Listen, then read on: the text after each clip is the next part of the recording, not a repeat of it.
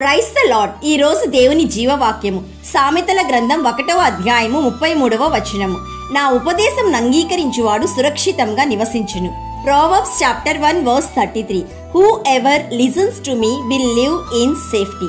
ప్రియ సహోదరి సహోదరుడా, సర్వశక్తిమంతుడు లోకంలోని ప్రజలందరి కోసం సిలువలో రక్తం కార్చి ప్రాణం పెట్టి నిత్య జీవం అనుగ్రహించిన జీవాధిపతి అయిన యేసయ్య మాట నీవు వినాలని, ఆయన వాక్యం నిరంతరం నీ హృదయంలో ధ్యానించాలని యేసయ్య కోరుకుంటున్నాడు. అనేక మంది చర్చికి వెళ్తున్నారు, దేవుని వాక్యం సంవత్సరాలు వింటున్నారు. అయితే దేవుని వాక్యానికి స్పందించక వాళ్ళకి ఇష్టమైన జీవితం జీవిస్తున్నారు. అటువంటి వారిని బుద్ధిహీనులు, జ్ఞానం లేనివారు అని దేవుని వాక్యం సెలవిస్తుంది. జ్ఞానం లేనివారు దేవుని విసర్జించి నాశనమగుదురు.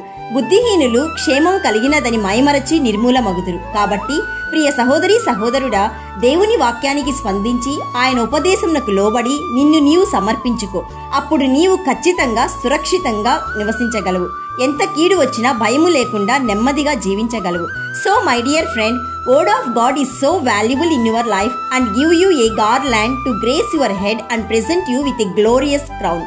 కాబట్టి నీవు దేవుని ఉపదేశంను అంగీకరించి దేవుని రాకడకు సిద్ధపడాలని మేము ప్రార్థిస్తున్నాము. నమ్మిన వారందరూ ప్రార్థనలో ఏకీభవించండి. యేసయ్య ఈరోజు మాకిచ్చిన జీవవాక్యంను బట్టి నిన్ను స్తుతిస్తున్నాము.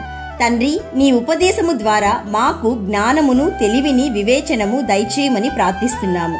యేసయ్య, ఈరోజు జీవవాక్యం వింటున్న ప్రతి ఒక్కరూ వెండిని వెతికినట్లు, దాచిన ధనమును వెతికినట్లు నీ ఉపదేశమును వెతుకుటకు, అందులో సురక్షితంగా నివసించుటకు కృపచూపుమని మహిమా స్వరూపి అయిన యేసయ్య నామంలో అడుగుచున్నాము తండ్రి. ఆమేన్. God bless you.